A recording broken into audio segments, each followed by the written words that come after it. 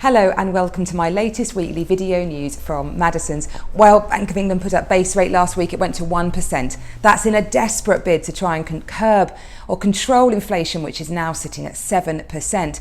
The Bank of England thought at the beginning of the year that inflation would go to 5.25% this year. They've now changed that forecast. They're thinking it's going to go above 10% by the year end. So I would expect more base rate rises to continue. What will that do to property prices? Well, there's no doubt that it will slow them down. Many people will be enjoying lovely fixed rate mortgages, so the Bank of England base rates will have very little effect on their actual mortgage payments. But there'll be certainly those who are looking to enter the market who'll be doing their calculations and working out that they simply can't afford to borrow as much as they perhaps thought before. So prices probably will curb a little, but only slightly. There is still enormous demand surging in the market. It's been really interesting to look back at what the real winners and losers have been over the last year. So on property type, it's detached houses all day long. They are up 5 times the rate of flats, which have been the poorest performing type of property. So detached houses are up about 12% over the last year, flats up about 7%. So enormous price growth that you can see there and demand surging through. I've got a great detached house on for sale in Shandon Close. It's on at a guide of 1.15 million. Enormous potential, great plot, lots you could do with this. The plot is very generous and it's a good solid 1970s house that you could either slightly refurb or do a big extension to.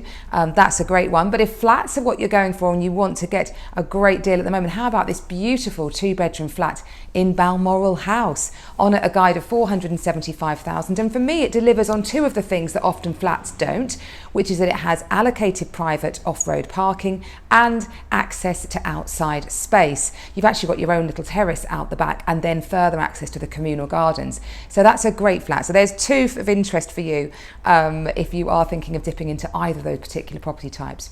But where in terms of type of area has seen the biggest increases, well, that is seaside towns. So seaside towns over the last year have gone up 13.8%.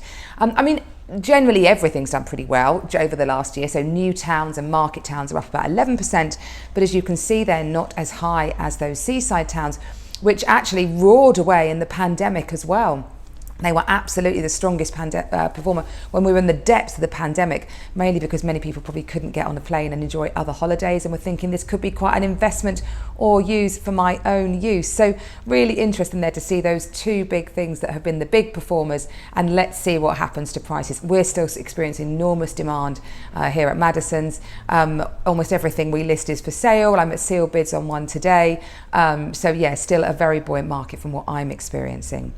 One problem flats have encountered, though, is the whole issue of cladding. So following the dreadful Grenfell fire disaster, there's been a spotlight shine on cladding materials and trying to improve the fire safety of these buildings. And developers have been reluctant to get too heavily involved simply because of the sheer costs involved.